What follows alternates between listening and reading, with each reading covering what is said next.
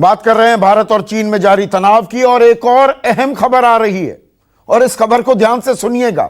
गलवान घाटी में हुई झड़प को लेकर धोखेबाज चीन का एक बड़ा कबूलनामा सामने आया है। आपको ध्यान है 15 और 16 जून की दरमियानी रात चीन ने घुसपैठ की कोशिश की थी। अब चीन ने पहली बार यह माना है कि गलवान घाटी की झड़प में उसके सैनिकों की भी मौत हुई। चीन का जो ये सरकारी अखबार है, जो पिट्ठू है, ग्लोबल टाइम्स ने माना है कि गलवान घाटी में चीन की सेना को भी काफी नुकसान पहुंचा। इस झड़प में कई जवानों की जान गई। हालांकि ग्लोबल टाइम्स ने रक्षा मंत्री, देश के रक्षा मंत्री राजनाथ सिंह के एक बयान पर लिखा है कि गलवान घाटी की झड़प में चीनी सेना के जो सैनिक हैं उनके मरने वालों की तादाद भारत के 20 के आंकड़े से कम थी। एक तरफ मान रहा है कि चीनी सैनिकों की मौत हुई है, एक तरफ कहा जा रहा है नहीं, आंकड़ा कम था। इतना ही नहीं, कोई भी चीनी सैनिक भारत ने बंदी नहीं बनाया था। तो भारत ने बंदी नहीं बनाया। हालांकि अब यह भी मान रहे हैं कि चीन ने भारत के सैनिकों को बंदी बनाया था। जनरल गुरमीत, पहली बार कबूलनामा किया जा रहा है, लेकिन ताल यह कि नहीं, हमारे भी मरे पर भारत से कम मरे। संदीप जी, देखिए, चाइना और चाइना का जितना तंत्र है उसके ऊपर में बिल्कुल ट्रस्ट नहीं है। और देखिए, अपना फेस छुपाने और फेस सेविंग के लिए किस प्रकार से झूठ की जो सतह है वो किस तरह खुल रही है। जनरल गुरमीत, मैं थोड़ा डिफर करूंगा एक सेकंड के लिए सर, मैं आपसे थोड़ा डिफर करूंगा। मैं इस खबर को मान रहा हूं, मैं मान रहा हूं कि ये सरकारी पिट्ठू ने ठीक खबर दी, पर पूरी खबर नहीं दी। इन्होंने मान लिया इनके सैनिक मरे हैं। जी जी, उसी पॉइंट पे मैं आपको बता रहा हूं। देखिए, सबसे पहले उन्होंने कहा था कि उनके कमांडिंग ऑफिसर मरे थे, और उसके बाद में अभी कहा है कि उनके भी मरे हैं, लेकिन भारत की तुलना में कम मरे हैं। लेकिन ये जो इनकी ग्रेव्स हैं, जो इनके ही राष्ट्र के अंदर में ट्वीट्स हुए हैं, जो इनकी जनता बोल रही है, वो तो 100 से पार जा रही है। हाँ। अभी प्रॉब्लम क्या है? अभी प्रॉब्लम ये है कि पहली बात तो झूठ की आदत है, दूसरा फेस सेविंग करने की कोशिश कर रहे हैं, और जो सत्य ये है कि 15 जून की रात को उनकी जो गति बनाई है वो एक काबिले तारीफ है, एक शौर्य, साहस, बलिदान की एक कहानी है जो ऐसे झूठ के नजर से देखी नहीं जा सकती। स्कंदयाल साहब, आप इसे किस तरह से देखेंगे? देखिए, ये प्रोपेगेंडा, चीन के प्रोपेगेंडा का अहम औजार है ग्लोबल टाइम्स। उसका कहना कि हाँ, चीनी सैनिक भी मरे। उससे भी एक और अहम बात कि चीनी सेना ने भारतीय सैनिकों को बंदी बनाया था, भारतीय सेना ने किसी को बंदी नहीं बनाया। यह खुद उनका सरकारी पिट्ठू कह रहा है। देखिए, चीन के मीडिया में और उनका जो सोशल मीडिया है उस पर कुछ फोटो चल रही थी, उसमें बरियल जो उनका होता है, तो कहीं कहीं पे गांव में और बरियल स्टोन लगाया जाता है, उस पर लिखा जाता है कि ये शख्स कैसे मरा, क्या हुआ। और उसमें इस तरह के बरियल स्टोन थे कि ये चाइनीज सोल्जर भारत की सीमा पर मरा।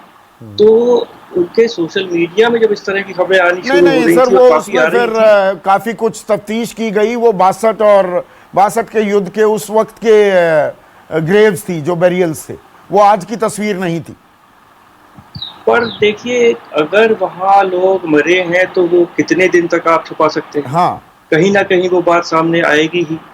तो इसलिए इन्होंने बहुत ही एक मेजर्ड स्टेटमेंट है, ये पूरा कंट्रोल्ड मीडिया है उनका, और कि कुछ लोग मरे हैं, कितने मरे हैं, भारत से कम मरे। तो ये देखिए, एक साइकोलॉजिकल वॉरफेयर है। हाँ। हम लोगों को साइकोलॉजिकल वॉरफेयर को समझना चाहिए।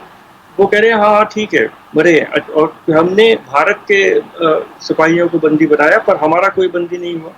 तो ये तो देखिए उनका एक आर्ट ऑफ डिसेप्शन है, साइकोलॉजिकल वॉरफेयर है। इस सबको हमें समझना चाहिए। पर ये वो जो कहते हैं और जो रियलिटी है, जो सच है, उसमें बहुत अंतर है, ये भी हमें समझना चाहिए। पर सबसे बड़ी बात यह है कि भारत और चीन के बीच में डिफरेंसेस बढ़ रहे हैं, तनाव बढ़ रहा है, मिसअंडरस्टैंडिंग्स बढ़ रही हैं, और आगे ये कहाँ तक जाएगा ये हमें बहुत गंभीरता से सोचने की विषय है। बिल्कुल सही कह रहे हैं जनरल परिहार। देखिए 62 के बाद का सबसे बड़ा तनाव है ये फायरिंग की घटनाएं। अब उसकी आधिकारिक तौर पर भी पुष्टि होती दिख रही है। 75 के बाद पहली बार गोलियां चली हैं। और जो हमारे रक्षा मंत्री राजनाथ सिंह का पहले लोकसभा में, कल राज्यसभा में बयान, अब तो सीधा चीन का नाम लेकर ये बताया जा रहा है चीन हम समझौतों को 93 का समझौता हो, 96 का समझौता हो, सम्मान करने की बात करते हैं, लेकिन चीन हर जगह कहीं ना कहीं धोखेबाजी और विस्तारवाद पर आमादा है। ये बात अब क्लियर हो चुकी है। जी हाँ, बिल्कुल। और मैं आपके दोनों बिंदुओं पे बोलना चाहूंगा। पहला तो आपने समझौते की बात करी है 93, 96 की, तो ये आगे भी गए 2005, 15, 17 और 18 और 19 में।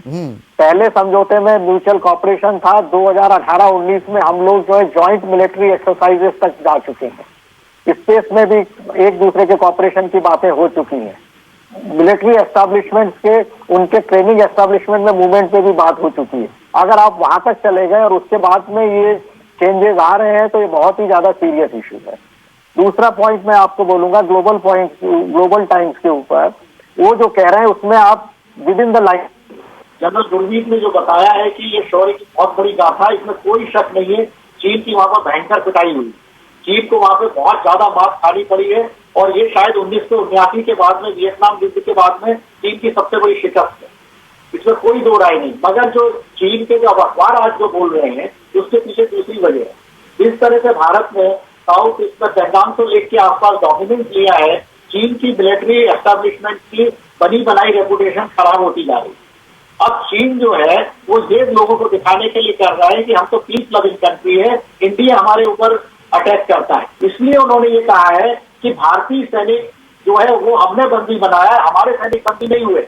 तो वो ये प्रूव करना चाहते हैं कि भारतीय सैनिक जो है वो LAC क्रॉस करके उनकी तरफ गए और इसीलिए वो कह रहे हैं कि जब लड़ाई होगी, वो घुसे हैं तो दोनों तरफ से नुकसान होगा। हमारा कम हुआ क्योंकि हम अपने इलाके में थे और भारतीय एग्रेसिव थे, इसलिए उनका ज्यादा हुआ और बंदी उनके बने, हमारे नहीं बने। तो ये जो स्टेटमेंट है ये वेल प्लान स्ट्रेटेजीज होती है। ये एक तरह से एनवायरमेंट को अपनी तरफ करने के लिए और वर्ल्ड एंड उसमें ग्लोबल डिप्लोमेटिक रूप में ये उसको इन्फ्लुएंस करने की पूरी कोशिश चाइना कर रहा है, ताकि इसके शेडो में वो जो एक्शन बाकी ऑपरेशनल एरिया में करेंगे वो यही एक्सक्यूज करेंगे कि ये इंडिया का एग्रेशन है जिसको हम जो है वो फाइट करके बचा रहे हैं। बिल्कुल, आपने नुआंस को बिल्कुल सही पकड़ा है जनरल परिहार। आसिफ, जो जनरल परिहार कह रहे हैं, दुनिया को अब ये जताने की कोशिश कर रहा है विस्तारवादी चीन, जो लगातार कहीं ना कहीं घुसपैठ करने की फिराक में है। 23 पॉइंट्स पर मोर्चे उसने खोल रखे हैं। वो दुनिया को अपने प्रोपेगेंडा के जरिए ये बताने की कोशिश कर रहा है, देखिए हमने भारतीय सैनिक बंदी लिए, यानी कि भारतीय सेना ने LAC पार की, हमारा कोई बंदी नहीं लिया गया क्योंकि हमने तो LAC ही नहीं पार की। अब इस झूठ को परोसने की कोशिश है।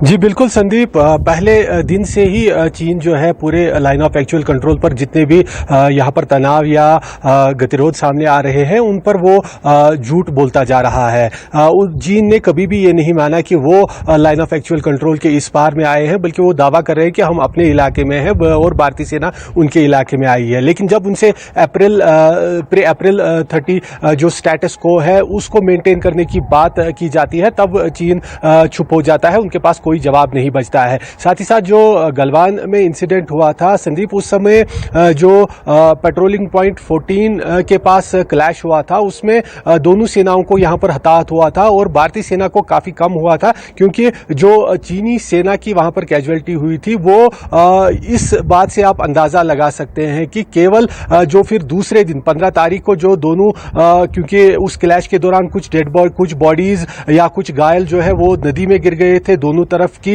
वहां की साइड भी और यहां की साइड भी। और दूसरे दिन 15 तारीख को अदला बदली की गई थी, कुछ सैनिक बंदी भी बना लिए गए थे। और फिर जो 15 तारीख को अदला बदली हुई थी, सूत्रों की माने तो पक्की खबर हमारे पास है कि कम से कम 16 डेड बॉडीज उन्हें भारतीय सेना ने यहां से सौंप दी, जिसमें एक CO रैंक के ऑफिसर भी मौजूद थे। अब उनकी तरफ जो पानी में गए थे, जो वहां पर घायल हो गए थे, उसमें से कितने मरे उसका हमारे पास ब्यौरा तो नहीं है, लेकिन अंदाजा लगाया जाता है कि वो भारतीय सेना की जो कैजुअलिटी नुकसान हुआ उससे काफ़ी ज़्यादा है। और जो सच्चाई को अब छुपाने की कोशिश है वो अपनी ऑडियंस, अपने जो उनके देश में लोग हैं उनको एड्रेस करने की कोशिश करते हैं, लेकिन उनका झूठ जो है वो यहाँ पर पहले भी छुपा हुआ नहीं था और धीरे धीरे अब उनके खुद के लोगों के भी सामने आ रहा है। और साथ ही साथ जिस प्रकार से LAC पर भी वो यहाँ की तरफ, भारत के इलाके की तरफ आके फिर ये बोलते हैं कि हम नहीं गए हैं, वो झूठ भी पूरी दुनिया के सामने है। और यही कारण है कि चीन आज दबाव भी सह रहा है। हालांकि उनका बिल्डअप अभी भी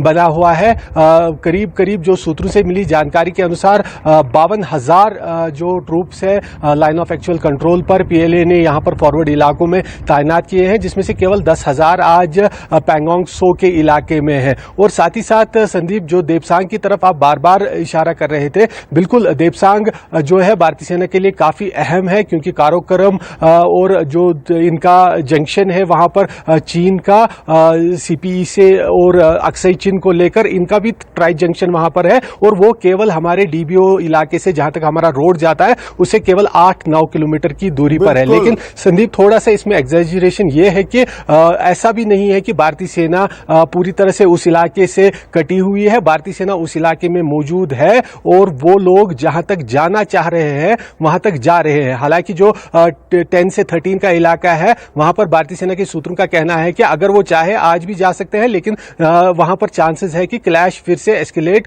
हो जाए। इसलिए फिलहाल जहां जहां पर भारतीय सेना ने दबाव बनाया है और जहां जहां पर और भी बना रहे हैं उस पर ज्यादा ध्यान दिया जा रहा है, क्योंकि यहां पर उनको पता है कि जब चाहे वो जाके वहां पर अपनी जगह पर पहुंच सकते हैं। जी संदीप, इसीलिए हम हर पहलू पर साफ सीधी सरल भाषा में बिना चिल्पों के आपको बात समझाते हैं कि तनाव क्यों है, कहां हो रहा है, किस तरह का प्रोपेगेंडा भी कर रहा है चीन। आप सभी का बहुत बहुत शुक्रिया, अपना कीमती वक्त निकाला। आज के लिए बस इतना ही। नमस्कार, मैं हूं मानक गुप्ता। अगर आपको हमारा ये वीडियो पसंद आया हो तो इसे लाइक और शेयर जरूर करें, और हां, हमें सब्सक्राइब और फॉलो करना ना भूलें, ताकि आप देश और दुनिया की कोई खबर मिस ना करें। तो जुड़े रहिए हमारे साथ और देखते रहिए News 24।